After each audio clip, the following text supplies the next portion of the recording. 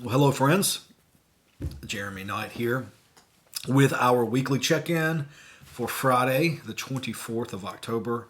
Hard to believe that October is almost gone, but that means some fun things and some important things that I want to talk to you about in the next several minutes.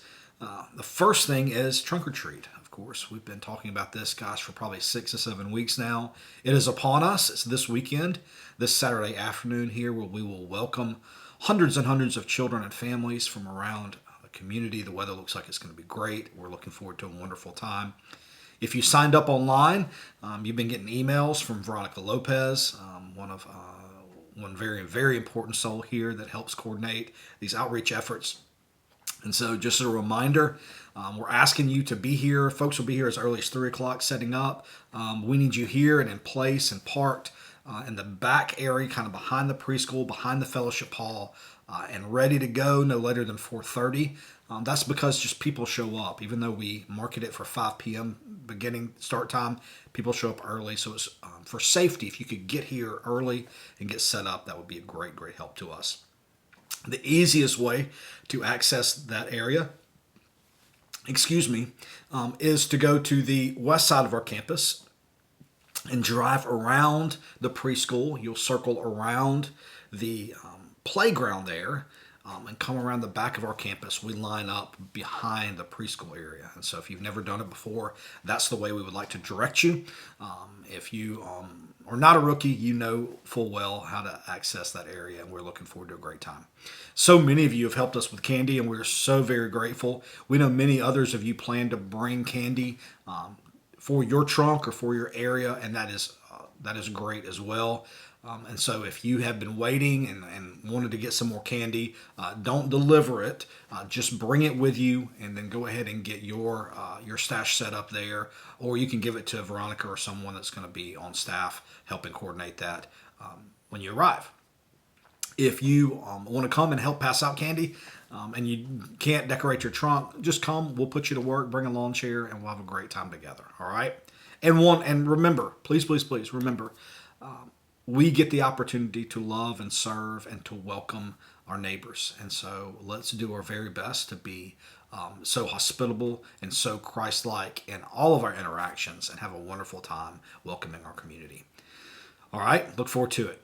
And this Sunday, it's a big one, friends. It's a big Sunday. It's an important Sunday. It's a Sunday that I just kind of in my own mind call Consecration Sunday. It's the last Sunday of our stewardship focus, where we've been asking the question of what does it mean to reassess what we have been entrusted with, what God has entrusted to us, and what is our responsibility to that entrustment of our gifts, our skills, our resources, and our treasure. So, as we move towards the end of that, there is an invitation, of course. There's an invitation for all of us to consider, can we pledge with discerning, with God's help, with prayerful consideration, what can we commit to in the year of 2026 in the avenue of financing our church together, the work, the mission and ministry of St. Paul's United Methodist Church. And so as you do that, I want you to hear something. I want you to be reminded. I want to remind you what your investment does, how it serves, what it means. In a lot of ways, your investment continues a long legacy of vital, meaningful ministry that has happened here at St. Paul's. For over 50 years, we have utilized and cared for and maintained these beautiful 11 acres that are such a gift to us. That legacy also includes a consistent and meaningful worship experience here. And we do that really, really well here. I think many of you agree with that. Your gifts sustain that continued work. Your gifts also sustain a vibrant and meaningful preschool of close to 150 children that are here Monday through Friday, and their families are so very blessed by St. Paul's Christian School. The other part of our legacy is about building Christ-centered community. Yes, through small groups, through congregational care ministries, through a new Launching Stephen ministry and many other ways. That is so much the legacy of St. Paul's, of bringing people in and helping them find community with one another so that they may deepen their faith and their faith may be lived out outside of these walls.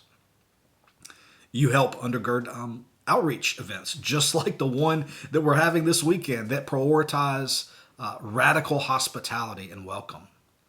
You know, your giving also, helps us commit and continue to grow in the areas of serving our neighbors, specifically our neighbors who are the most vulnerable, whether they be foster children, whether they be people that are experiencing homelessness or are transitioning from one stage of life to the next. We put a strong focus on serving those folks, not only monetarily, but with supplies through our everyday offerings, and more to come about that later in the Advent season.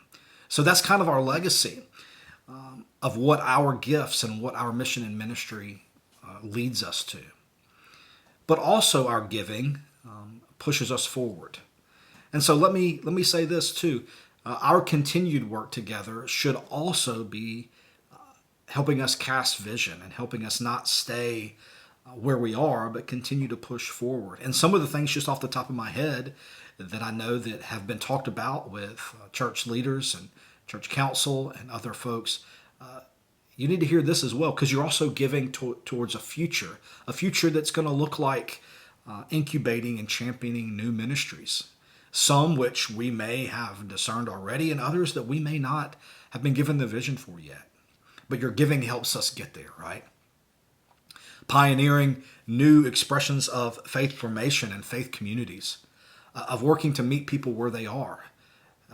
For many of us, we prefer to live in a church culture where if you build it, they will come. But we also know that is not the truth in 2025. We also need to be pushing ourselves outside of these walls to meet people where they are and to create opportunities for folks to be engaged in faith formation and to engage in their own discipleship and come to know the grace and peace of Jesus Christ. In the future, we want to grow and expand our ministries with young people. We want to grow and expand our children's ministry. We want to grow and expand how we love and serve and disciple our teenagers. And also, of course, we want to continue to manage and prosper and utilize these beautiful 11 acres. And so our giving needs to be utilized in such a ways that we can continue to maintain these facilities for the future and discern what our future looks like on these 11 acres. And so your giving helps us do that. So friends, please know, when we ask you to discern, when we ask you to think about what your giving means, it means all of these things and other things as well. So as we come together Sunday and we consecrate these gifts, I pray that you take this opportunity seriously to invest in what God is doing in and through us. Please utilize that estimate of giving card that has been mailed to you. We'll have a couple extras here on campus if you've forgotten yours. But if you can make that commitment this Sunday, that would be a great help to your leaders so that we can discern a budget and start planning for 2026. We'll have a special time during the service where you'll be invited to bring those cards forward, lay them on the altar, spend some time in prayer about that, and we will consecrate those as a community on Sunday morning. All right, if you have any questions, respond here, reach out to me between now and Sunday. I would love to answer your questions. All right, grace and peace to you all. Pray you have a wonderful weekend. Can't wait to see you at Trunk or Treat and as well on Sunday morning. Have a wonderful, wonderful weekend.